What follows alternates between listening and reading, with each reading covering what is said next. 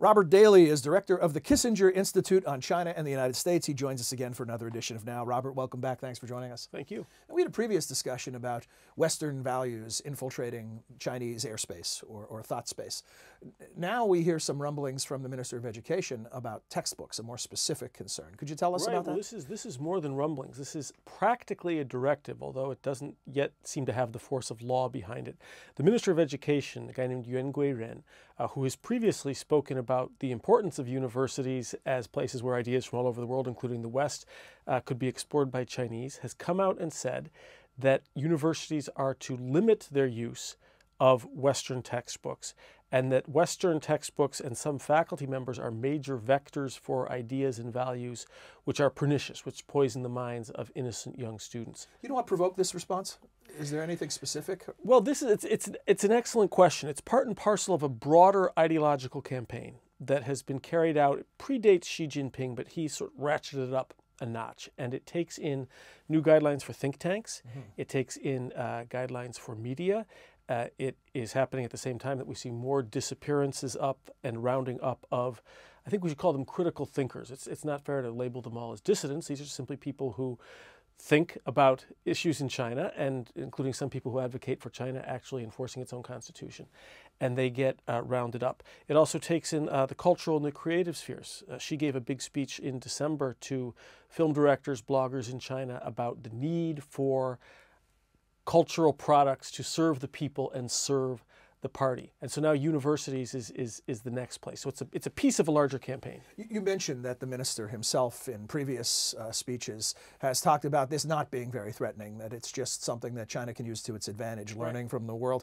So now that he's contradicting himself or changing his tune, what should we assume? That he changed his mind, or that this is a directive from on high? I think that it's the latter. And we do see in China now, I certainly see in dealing with people in the cultural, media, and think tank spheres, since this new ideological campaign began, and we don't know how far it's going to go, we don't really know how serious it is yet, but the signs aren't good, there is a new atmosphere of fear. People are hesitant to speak. They don't know how many other shoes there are and when they are going to drop. And I think that Yuan Guiren's about face is probably part and parcel of that. This comes from above the Ministry of Education. And so what the concerns are around what exactly? Are we talking about locking up university professors for speaking out, banning textbooks? Yeah. Where would this head? Where would this end? We don't know. The documents that have come from the government and some of the writing from people at Beijing University, the Chinese Academy of Social Sciences, in support of the Xi Jinping ideological campaign,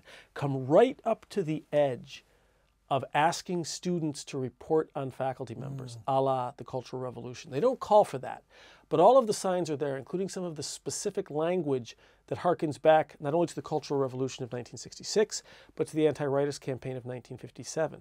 Now, interestingly, that point has been made by Chinese academics, including by the president of Nankai University, which is a major university, and his warning that this was a retrograde movement was published in the People's Daily, which is the mouthpiece of the Communist Party.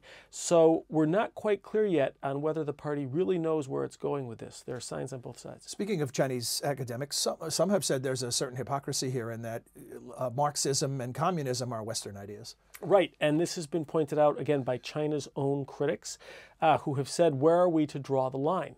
Marxism comes from the West. You're not calling on us not to use Western textbooks in the hard sciences or in finance. This seems to be aimed primarily at the social sciences. So right, it's grossly inconsistent, but the people who are issuing these dicta feel no obligation to be logically consistent. What they do feel very clearly is a threat. And so what this, I think, is ultimately about is a perceived fragility in the Chinese system. We now have with Xi Jinping a very strong leader. We have a country in China of tremendous strength and big challenges. But the connection between the two is an extremely fragile system, and that fragility is keenly felt. And I think while it's easy for us, of course, to criticize these ideological campaigns, the Communist Party isn't wrong in thinking that free discussion of constitutional democracy or civil society or separation of powers really does pose an existential threat to the government. Just because you perceive a threat doesn't mean you're paranoid. It could be an actual threat. It could be an actual threat. What this really boils down to, Robert, is can you achieve or maintain ideological purity in an interconnected world? I mean, it seems as if no matter what China's perception of the threat is, that they're up against it. That the most you could do is maybe moderate the effects of foreign influence, but you can't make it go away completely. There's no way, and well, yes, but we have been asking of China over the past 30 years, gee, how can they put this genie back in the bottle? How can they put the toothpaste back in the tube? And they keep trying and succeeding to a degree. Now, I would agree with the implication of your question that they can't anymore, and we see signs of that just this week with this Under the Dome sort of inconvenient truth style documentary put forth by a former CCTV journalist, Jiang, which has gone more than viral, hundreds of millions of hits in China, which criticizes the government, which criticizes state-owned enterprises, and which is licit. It's now in the public sphere. So how can they roll this back? And very importantly, how can China hope to meet its own goals for developing international soft or attractive power if it is going to demonize Western values and close off China? How can it be a leader in innovation and the knowledge economy if it is going to close off the streams of information for the Chinese people? So there's inconsistency all over the place, enforced by smart people. The only explanation I can think of for that is that they really do feel a dire threat to a fragile system. So they're willing to risk their own progress as a result to meet the threat. I'm not sure they believe they have to risk it. They have a different set of theories about how China can prevail than we would have here, but clearly they feel a very keen and very real threat. Well, thank you for joining us. Fascinating as always, and this is a discussion we'll be revisiting, and maybe we could even talk about Under the Dome in more detail in a future discussion. Good. We'll see you again soon. Great. Thanks.